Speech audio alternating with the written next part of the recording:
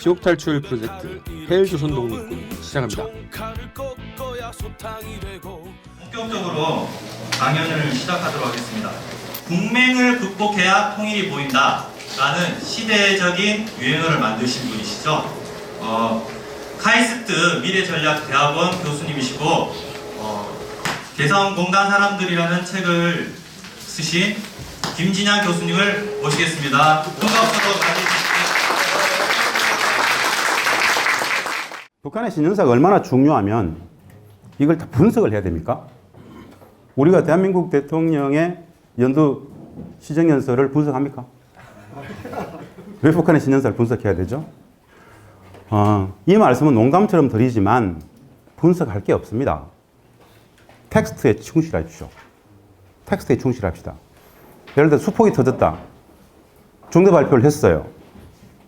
너무 자명한 중대 발표를 했는데 수폭이니 아니니 그런 이야기들을 왜 해야 되죠? 텍스트에 충실할 필요가 있지 않습니까? 북한은 선악적 관점에서 나쁜 놈들이기 때문에 모든 이야기는 다 거짓입니까? 그냥 있는 대로 발표한 대로 그러네 이 정도 이야기해주면 되지 않을까요? 사실은 분단 70년의 북맹이 총체적 북한에 대한 무지가 모든 것을 부정하고 있죠. 그게 사실은 특별히 분석하지 않아도 될 것들조차도 분석을 해야 됩니다. 그럼에도 불구하고 2016년 북측의 신년사는 무엇을 담고 있는지에 대해서 이야기를 드려야 되긴 하죠. 저한테 부탁이 들어온 것은 신년사 분석 및 7차 당대회인데 사실 이거 핵심들만 이야기하면 아주 단순할 것 같긴 한데 신년사가 뭔지부터 좀 의미를 가지고 여러분들 얘기를 해야 될 것 같습니다. 2016년 신년사 저는 이렇게 정리했습니다. 조선노동당 7차 대회가 열리는 2016년 강성국가건설의 최전성기를 열어나가자. 여기서 딱 눈에 들어오는 것은 강성국가죠. 무엇을 통해서 7차 당대회. 7차 당대회가 좀 중요한 모양입니다. 그냥 이 정도 7차 대회가 열리는 2016년 강성국가건설의 최전성기를 열어나가자. 7차 대회는 결국 김정은 시대를 이야기하겠죠. 이제 본격적인 실질적인 김정은 시대를 매듭을 확실히 짓고 가겠다라는 의미가 있습니다. 일단 저는 2016년 신년사의 의미들을 이 두 줄에서 압축을 하고 싶었습니다. 여러분 신년사의 의미에 대해서 한번 먼저 볼 필요가 있어요. 신년사는 게 과연 뭘까? 왜 북한 학자들은 신년사만 나오면 그걸 몇 번씩 읽어보고 지난과 비교해보고 왜 그러는지. 신년사는 내용의 엄정성, 정확성, 보편성, 절대성을 가집니다. 그냥 쉽게 나오는 게 아닙니다. 저 신년사를 서기 위해서 3개월 전부터 준비한다 그러죠. 사실은 북측의 저 조직체계, 저 집단주의 체제는 여러분들 아시다시피 전대미문의 체제죠. 전대미문의 체제라는 이야기는 클린턴과 올브라이트가 했던 이야기입니다. 제가 한 이야기 아닙니다. 괜히 이야기했다가 좀 구술에 임할까 싶어서. 2000년 10월 북미 공동 커뮤니케가 나오던 시절에 클린턴과 올브라이트가 했던 이야기입니다. 북한의 저 고도의 집단주의 체제는 전대미문의 체제다. 하여튼 저 전대미문의 집단주의 체제가 굴러가는 일상적인 생활 양식, 그 고도의 집단주의 사실은 상상이 안 됩니다. 그 맹아로서 1년 총결산에서 내년도 과학까지 내는 게 신년사이기 때문에 여기에 들어가는 모든 내용들은 말입니다. 참으로 엄정하고 정확하고 보편성, 절대성을 가집니다. 그래서 전년도 국가 전 부문의 엄정한 평가를 바탕으로 중점 실천 계획으로 제시됩니다. 12월 결산총화. 이 말은 무슨 말이냐? 연말연시가 북측에서는 가장 바쁩니다.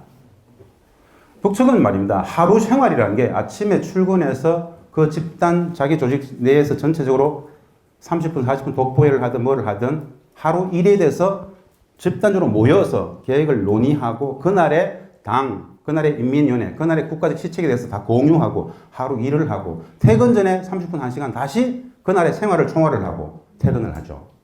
이게 하루입니다. 그러면은 이 하루 생활 총화가 일주일 총화는 어떨 것 같아요? 또 일주일 총화 또 따로 있습니다. 한 달의 총화는 어떨 것 같아요? 개인의 생활이 그런 거예요. 모든 단 한 명의 애 없이 어린 애들을 제외하고는 모두가 다 누구나 반드시 가입된 조직이 있죠.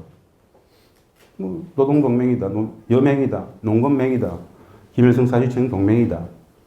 내지는 전일적인 체제로 규정하고 있는 당적 체계 다 포함되어 있죠. 다 소속되어 있죠. 그 생활들 매우 사실은 우리의 기준으로 봤을 때 굉장히 굉장히 강도 높은 조직 생활입니다. 그 조직 생활의 기본 12월 전말 총결산을 해서 내년도 사업을 내기 때문에 3개월 전부터 사실은 이 신년사 작업에 들어간다 할 정도로 엄정합니다.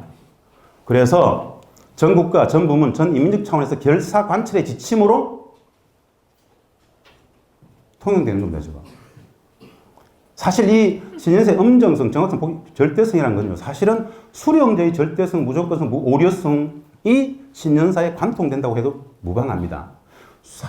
여러분 오해하지 마십시오. 수령이라는 것은 제도로 보는 게 오히려 좀 적실성이 있을 것 같아요. 제도, 수령제. 그러니까 수령은 개인이 아니라 전체죠. 전체가 모인 맹하이기 때문에 절대성, 무조건성, 오류성입니다. 저것이 직접 읽어서 전체가 다 공유하는 것이기 때문에 굉장히 중요합니다. 저거 하나만 보면 그 전년도에 북한을 볼 수 있는 것이고 올해 북한이 나아갈 방향을 아주 집체적으로 보는 겁니다. 그래서 굉장히 중요한 의미를 가집니다. 전체 인민들은 1, 2월 달에 말입니다. 신년사를 대부분 완벽하게 체화합니다. 그냥 누가 외우라고 이야기하지 않아도 외웁니다. 실제로 줄 쳐가면서 외웁니다. 뭐 누가 일부러 외우라고 하지 않아요. 왜냐하면은 자기가 누구나 다 조직 생활을 하기 때문에 그 조직이 1, 2월 계속 이야기하는 게 신년사입니다. 신년사. 계속. 자기 해당 부문의 내용에 대해서 제대로 알아야 토론토에 참여할 수 있고 이야기하고 그럴 수 있지 않겠습니까? 저것이 바로 전일적인 체제죠. 아주 보편성, 일반성이 규정되는 게 바로 신년사입니다. 신년사 한마디로 신년사는 총체적인 전년도의 평가, 새 국가 운영의 방향 총체적 지도가 나와 있습니다. 그래서 매우 중요하죠. 근데 이 신년사라는 건 말입니다. 전 세계 어느 나라에도 없는 겁니다. 실제로는. 저 정도의 위상을 갖고 있는 건. 북측의 신년사는 타 국가에 없는 엄청난 정치, 사회적 상징화, 일체화, 집단주의의 표징입니다. 제가 개성공단에 근무할 때 제 부서에도 북측 여직원들한테 북측증이 있습니다. 그래서 1, 2월 달 되면 그거 펴놓고 외우고 있어요. 제가 옆에서 농담을 하죠. 외우지 말고 체화를 해라. 이 느낌으로, 가슴으로 받아들여라. 머리로 외우지 마라. 농담입니다만은 실제로 외우고 있어요. 그게 머리로 외운다고 되겠니? 가슴으로 체화를 해야지. 농담 같지만 사실 맞지 않습니까? 그런 생활을 4년 했습니다. 옆에서 저도 공부하고요. 북한 학자니까요. 매일같이 북한 노동을 봐야 되지 않습니까? 거기에서 계속 일을 하려면 실제로 신년사가 이렇게 얘들한테는 엄청난구나라는 걸 실증적으로 가슴으로 체험해서 보았다는 거예요. 얘들 굉장하네. 이걸 계속 외운다고? 그 정도로 간단치 않은 게 신년사다. 다시 여쭙고 싶어요, 여러분. 우리 대통령님의 신년 연도 교수 아세요? 이 자리에 계신 분들 조금 위험해요.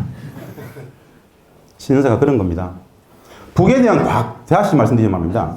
북에 대한 과학적 이해의 기본은 말입니다. 기본에 충실하자. 공식 발표에 충실한 이해, 즉 텍스트에 충실해야 됩니다. 많은 북한학자들이 이렇게 이야기합니다. 그 문장 이면에 있는 뭔가를 찾아야 된다 그래요. 뚱딴지 같은 소리예요. 원문에 충실하면 됩니다. 실제로. 신년사 구성이 어떻다. 이거 인사, 분야별, 성과, 분야별 됐고요. 저는 그냥 총평을 한번 해보겠습니다. 올 2016년 신년사 총평을 해보면 더욱 진전된 역동성, 자신감, 전변적 개혁 의지가 지속되고 있다. 라는 전평가를 했습니다. 조선동맹 7차 대회, 방송국가 건설에서 일 나가자. 올해 전투주 9호로서. 중요한 내용들만 보면 7차 대회는 우리 당이 혁명과 건설에서 이룩한 성과들을 긍지 높이 총화하고 혁명의 최후 승리를 앞당겨 나가기 위한 휘황한 설계도를 펼쳐놓게 될 것이다. 이런 이야기를 했어요. 잘 모르겠어요. 저게 뭔지는. 여러분들이 판단하십시오. 전 분석하기 힘들어요. 이거. 사실은. 역사적 분수령이 될 7차 대회, 승리자의 대회, 영광의 대회를 빛내어야 한다. 승리자의 영광의 대회, 승리자의 대회, 이렇게 얘기합니다. 역사의 분수령, 역사적 분수령이라고 합니다. 뜻깊은 사명, 경제적 성과를 수놓아진 조선의 존엄과 이용 떨친 승리와 영광의 해, 이런 식으로 이야기를 하죠. 왜 제가 이걸 여기 썼느냐? 이전 15년, 14년, 13년 신년사에서 잘 보여지지 않는 자신만만함들이 글에 나와 있어서 제가 보여드리는 겁니다. 알아서 해석들 하시라고요. 창조로 들끓고 기적으로 충만된 지난 한 해.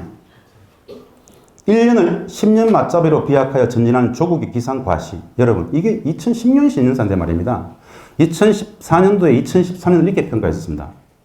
2013년 한 해는 지난 이전의 10년의 변화보다도 더 크다라는 이야기를 했었죠. 즉, 2013년, 14년, 15년의 변화가 쭉 1년을 10년 맞잡이로 3년간 계속 올라가고 있다는 이야기입니다. 잘 모르죠. 어떤 변화가 있는지도. 굉장한 변화다. 사실은 폭발하고 있습니다. 폭발. 정말 폭발하고 있어요. 만나야 되겠죠. 왜 폭발하고 있는지도 알아야 되겠죠. 하여튼 신년사의 총평입니다. 2016년, 2016년 신년사 4년을 한번 쭉 비교해 봤습니다. 이 비교는 뭐냐면 첫 문장입니다. 첫 문장. 모든 신년사는 말입니다. 제일 앞에 친애하는 동지들이라고 시작합니다. 친애하는 동지들. 친애하는 동지들 이렇게 첫 문장입니다. 첫 문장 보세요. 친애하는 동지들 2013년입니다. 친애하는 동지들. 우리는 조국 역사의 특이한 사변들을 빛나게 하러 새긴 2012년을 보내고 원대한 포부와 최우성된 신심엔 포부와 신심만 있죠.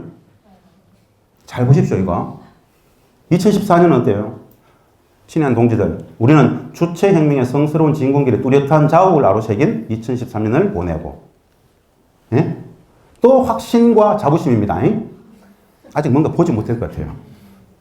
2015년 신년사입니다. 친애하는 동지들, 우리는 승리의 신심 더 높이 비약하며 전진하는 위대한 조선의 기상과 위용을 뚜렷이 과시한 2014년 이렇게 합니다.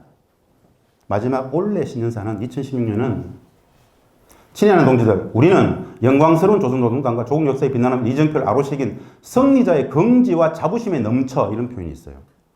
이게 여러분 문학을 하는 사람이기 때문에 굉장한 차이가 있습니다. 지금 사실은 이거 소위 말하는 수령이라는 사람이 직접 마지막 읽는 거란 말입니다. 저 속에서 뭔가 찾을 수 되겠다. 저는 13년, 14년, 15년, 16년 4년의 첫 문장을 보면서 굉장한 역동성과 자신감들이 보양되고 있다. 뚜렷하다. 라고 봅니다. 예, 수소 폭탄이 터지면서 사실 이 신년사 나오자마자 많은 곳에서 핵 이야기 없다, 경제에 집중하겠다, 막 이런 이야기 했었는데 그건 사실 오보였죠. 실제로 왜곡이죠. 핵무력과 인민경제 병진이라는 것은 말입니다. 헌법적 가치입니다. 헌법적 가치.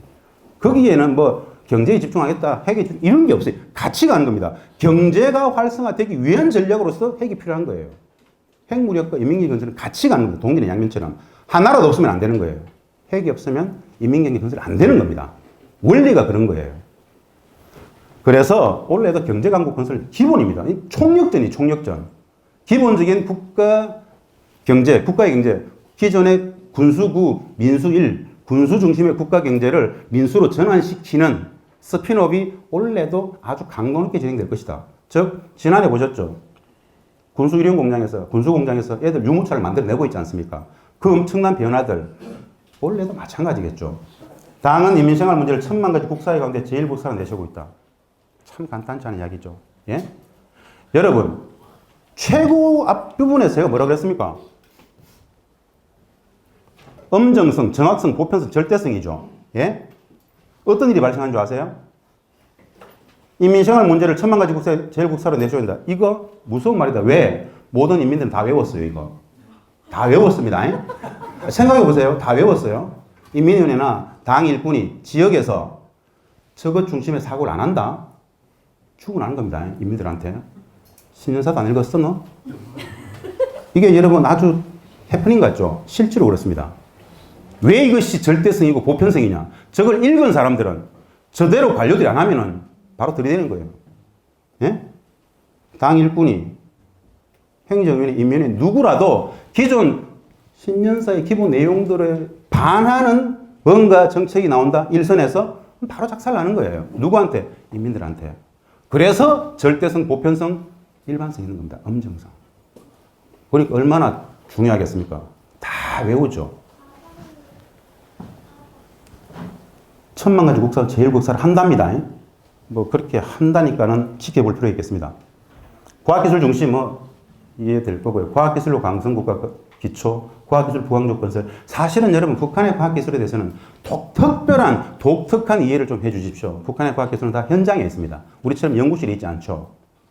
북한은 과학기술 국가다라는 말들을 혹시 들어보셨습니까?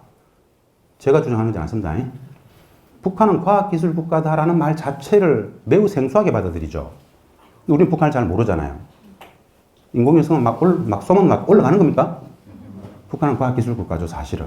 매우 수준 높은 기초 분야에 있어서는 우리가 범접하지 못한 분야들도 있죠. 실제로 북한의 경제에 이건 말입니다. 미국의 대외 경제 공세 때문에라도 자급자족 자립을 갈 수밖에 없겠죠. 어려운 열악한 조건들을 돌파해 나가는 가장 첫 방도로서 꼽는 것이 과학기술입니다. 과학기술의 힘으로서 어떻게든 자립경쟁하고 돌파하자라는 것. 저 과학기술은 전체 북측 경제의 대계, 7개년 계획, 5개년 계획을 짤 때 과학기술적 수준과 사고를 제일 앞에 두고 짭니다. 그만큼 과학기술은 매우 중요합니다. 저들한테는. 그래서 과학기술 가장 중시 여기고요. 최근 2, 3년 동안 가장 강도 높은, 가장 확실한 지원들도 과학기술 나오고 있죠. 성과들도 거기서 나오고 있죠. 북측의 어린애들한테, 학교 애들한테 장래 희망을 물으면은 압도적으로 과학자입니다. 압도적으로 기술자예요. 실제로 그렇습니다. 그만큼 저 문화 속에서는 과학기술 자체가 문화적으로 매우 우대받고 있다는 거, 문화적으로. 역사를 고난인군 시기 이전과 이후로 나눌 만큼 엄청난 시대로 규정을 합니다. 엄혹했기 때문에. 그래서 저것을 반드시 한번 털고 가야 됩니다. 털고 간다는 이야기는 반드시 엄정한 평가를 하고 왜 그랬는지, 왜 그럴 수밖에 없었는지 그것을 교훈 삼아서 앞으로 어떻게 해야 되는지 반드시 이거 정리해야 됩니다. 이거 정리하지 않고 그냥 대충 뭐 부렁이 담는 것이 한다? 안 될 거예요. 분명히 여기에 대한 역사적 평가를 해야 될 겁니다. 그런 의미들이 7차 대회 소집 이후 필요성이 있지 않겠는가라고 봅니다. 1980년대 6차 당대회가 있었습니다. 예? 했어요. 사실은 북한 역사를 공부하다 보면 이런 게 나옵니다. 한창 진행 중이었어요. 김일성 주석이 1986년도에 제안합니다. 이거 7차 당대회를 해야 되는 거 아니야? 사회주의권 붕괴 조짐이 있고 사회주의 시장 경제가 막 힘들어져요. 이 상황에서 국제정치 질서가 지금 매우 난맥상으로 갈 것 같다. 이 시기에 맞는 뭔가 새로운 준비를 해야 되는 거 아니야? 라고 7차 당대회를 소집할 것에 대한 문제 제기를 해야 되지 않아? 라는 것을 정치국에 제의를 했어요. 근데 김정일 위원장이 당시에 10대 전망 앞단계 관찰하고 나서 당대 소집하고 이후 10대 전망 관찰 이렇게 제기했죠. 이렇게 10대 전망 빨리 관찰하고 합시다. 이렇게 된 거예요. 어떻게 됐습니까? 이거 10대 전망 관찰 못했죠. 사회주의권 붕괴해버리죠. 사회주의권 붕괴하면서 제가 보기에는 북측의 경제가 완벽하게 힘들어지는 결정적인 시기 3년의 완충기. 여러분들 혹시 잘 모르실 건데 이 3년의 완충기라는 게 있습니다. 완충기. 사회주의 국가들이 다 작살나면서 거기에 북한의 경제사회 구조가 빨리 조응해서 변화를 했었어야 되는데 그 변화 속에서 사실은 스톱되다시피 관망해버립니다. 발빠르게 조응하지 못해요. 이것을 완충기라고 합니다. 사실은 이 완충기는 완벽히 실패했다고 이야기하거든요. 결국 완충기 노선 이어져가지고 총체적 경쟁을 가버리죠. 이후 당대회는 완벽히 할 수 없는 상황이 지속됩니다. 저 때부터 비정상의 정상화가 계속 가게 되죠. 사실은 언제부터입니까? 90년대, 벌써 20년간 쭉 가버립니다. 만약에 80대 중반에 변하는 국제질서에 맞게끔 7차 당대회 열어서 기존 사회주의 국제시장에 맞게 꾸려진 국제 경제 질서들을 완벽히 바꾸고 그 당시에 국제정치 변화에 조응하는 체제로 갔을다면 북한에서는 또 저러지 않았을 거라는 생각을 할 수 있겠죠. 그건 if는 없죠. 역사 if는 없습니다. 그런 생각들을, 그런 평가들을 해볼 필요가 있어서 저 혼자 써봤던 겁니다. 굉장히 이건 북측의 관료들하고 많은 부분 논쟁했던 한 영역입니다. 사실은. 여성이었으면서. 이거 알까요? 정말 자신있게 말씀드리는데 북한 학자 중에서 북측의 경제 실패가 완충기 3년에 그 엄혹했던 그 실패라고 이야기할 수 있는 사람 제가 보기에는 없을 것 같은데요. 우리는 그만큼 사실은 북한 잘 모릅니다. 알 수가 없어요. 발표하지 않으면 넘어갑니다. 2016년 전망입니다. 7차 당대회를 하겠죠. 7차 당대회를 하겠죠. 수소폭탄부터 터뜨렸습니다. 수소폭탄부터 터뜨리고 7차 당대회 하러 갑니다. 계속 뭐 나오겠죠. 아마도 2016년 전망은 이렇게 봤습니다. 저는 정상화, 즉 당 중심의 국가 체계가 엄청 강화될 것이다. 노동당의 당적 지도 체계가 심화될 것이다. 뭐 지금까지 많이 이완되었느냐? 그런 건 아니지만 더욱더 제도화, 구조화, 강화될 것이다. 국가 체계 전반에서 이런 생각을 해볼 수 있어요, 여러분. 주석, 총비서, 위원장, 내각 개편, 뭐라도 이런 생각을 해볼 수 있죠. 주석직이 부활될 수 있다? 말도 안 되지. 라고 생각할 수 있지만 열어둘 필요가 있을 것 같다는 생각이 듭니다. 사실은. 총비서를 추대한다. 제1위원장, 위원장을 제1을 뗀다. 내각 개편한다. 그런 식으로 어떤 식으로든 뭔가 좀 하나의 분수령으로서 분명히 하지 않겠는가라는 생각을 해볼 수 있습니다. 여기에 많은 관심들이 쏠리죠. 그런데 사실은 별 중요하지 않고 정부, 군, 근로단체, 외곽 쪽이 전반에 대한 노동당 중심의 전체 지도체제가 더욱더 강화될 것이다라는 것이 가장 중요한 팩터가 특징일 것 같습니다. 어떤 식의 뭐가 나오더라도 이것이 가장 큰 변화가 될 것이다라는 전망을 해볼 수 있을 것 같고요. 북미 관계는 한마디로 아주 집요하게 계속 평화협정을 요구하는 북측과 집요하게 자꾸 도망가려는 전략적 회피에 오바마의 전략적 인내. 사실 전략적 인내는 전략적 회피입니다. 맞죠? 평화협정 요구와 전략적 회피가 계속 충돌하죠. 올해가 아마도 미국 대선이 있어가지고 오바마의 선택은 간단치 않을 것 같습니다. 정말 민주당의 재집권에 조금이라도 도움을 주고 싶다라면은 오바마가 선택할 수 있는 여지는 어딜 것 같아요? 여러분들의 판단에 맡기겠습니다. 예, 저는 조금 낙관적으로 보려고 생각을 합니다. 인민경제 7차 당대의 상징 강선국가 최정선의 관철 의지가 지속적으로 고양될 것 같다. 이건 별첨 자료에서 다시 말씀드리겠습니다. 사회주의 경제 틀 속에 시장경제 고양 계속될 것이다. 당대의 전망 관련해서 수폭 이런 생각을 하면 엉뚱하게 좋은 참여 같습니다. 사실 이런 것들은 전부 여러분 뭐 그냥 혼자 이렇게 막 써보는 겁니다. 누구하고 토론토 할 수 있는 게 아니에요. 혼자 계속 깊이 사유를 해봐야 됩니다. 그쪽 상황에 입각해서 내가 걔네들 입장이면 어떨까 계속 고민해 보는 거죠.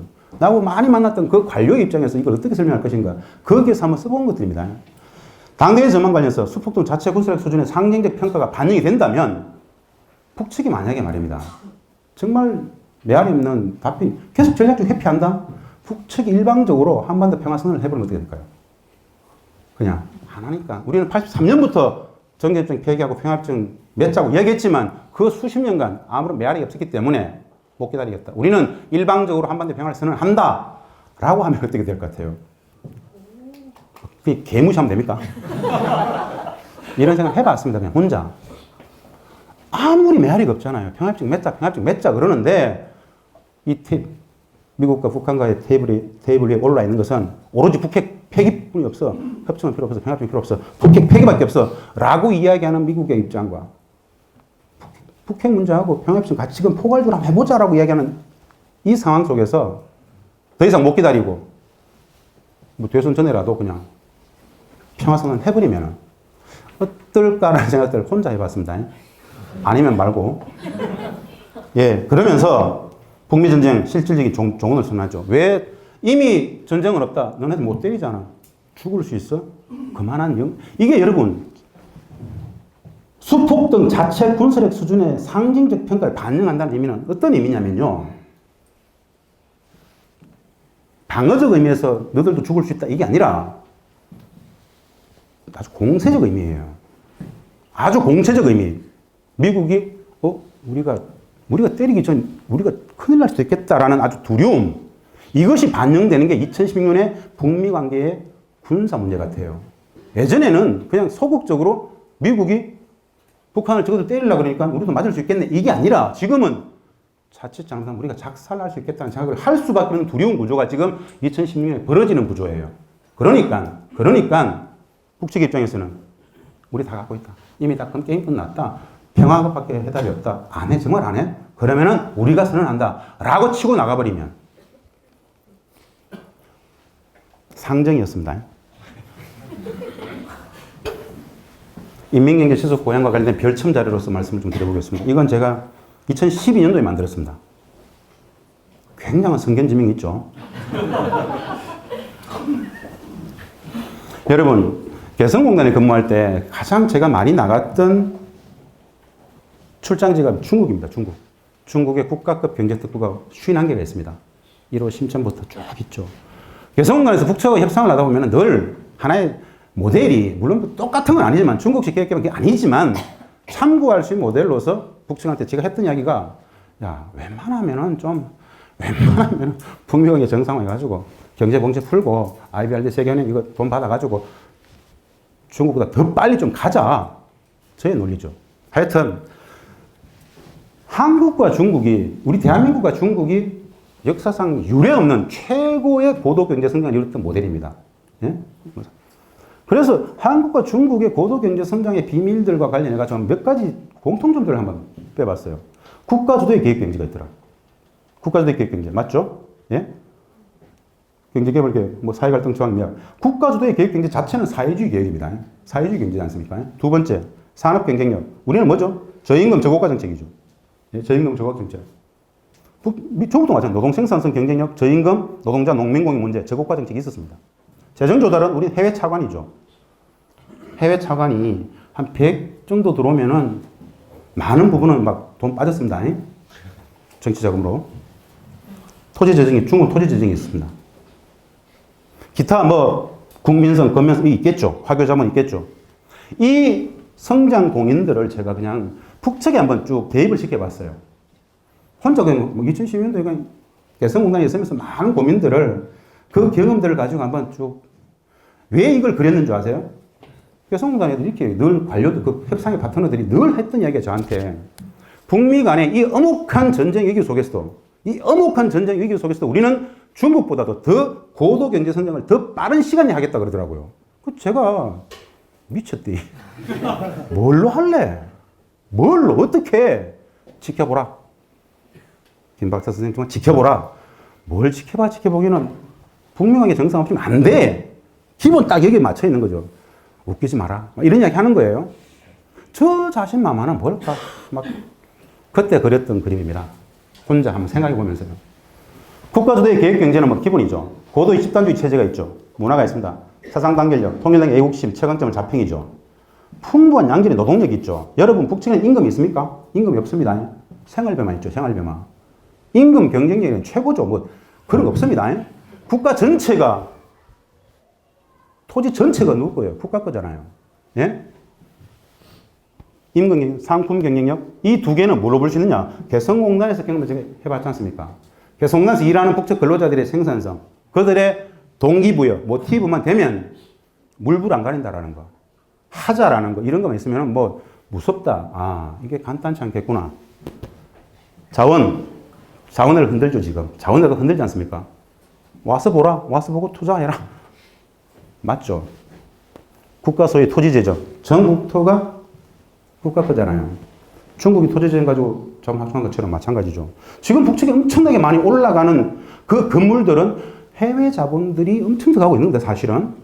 실은 미국의 국가 대북 경제 보고시가 그대로 유효한 상황 속에서 어떻게 청진, 신의주, 평양, 엄청난 건물들이 어떻게 올라갈 것 같아요? 자본이 들어가기 때문에. 어디 자본일 것 같아요? 해외 자본이죠. 해외 자본들이 어떻게 들어갈 것 같습니까? 미국의 경제 봉쇄가 있는데 아주 독립적인 법인들을 중국이 만들어가지고 들어가는 겁니다.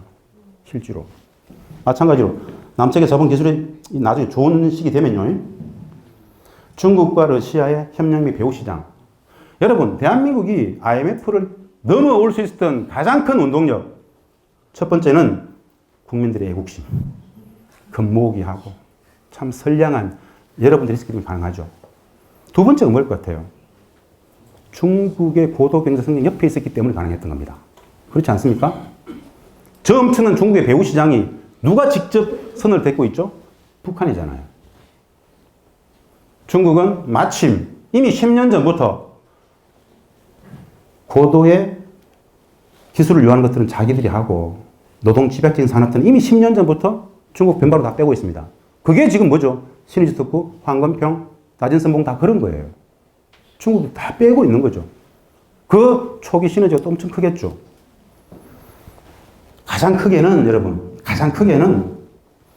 군수화학기술의 민수사업화, 경제와 핵병진 노선의 함수. 즉, 기존의 9대1 경제를 60년간 9대1 경제를 유지했던 그 구가 60년을 유지했던 구의 군수 산업이 구조적으로 민수 산업으로 전환되고 있다라는 것이 가장 큰 폭발력일 겁니다. 그것과 시너지 효과를 가져간다라면은 이거 간단치 않을 수도 있겠다. 제가 뭐 말만 하면 간단치 않다 그렇죠. 2015년도에 가장 많이 썼던 말 두 마디가 우리가 북한을 알까요? 간단치 않습니다. 실제로 무지에서 깨어나야 됩니다. 정말 무지에서 깨어나야 됩니다. 왜? 우리가 살기 위해서. 무지. 북을 알면 통일이 보인다. 행복한 평화 너무 쉬운 통일. 첫 단추는 북한에 대한 바른 이해입니다. 분단은 복이며 통일이 참이죠. 전쟁은 악이고 평화가 선이죠. 분단은 북한을 총체적 무지의 대상을 전락시켰습니다. 우리가 아는 북한은 없습니다. 분단을 넘어 평화로 가는 길에 실제하는 북한을 있는 그대로 만나봅시다. 행복한 평화, 북한에 대한 바른 인식이면 충분합니다.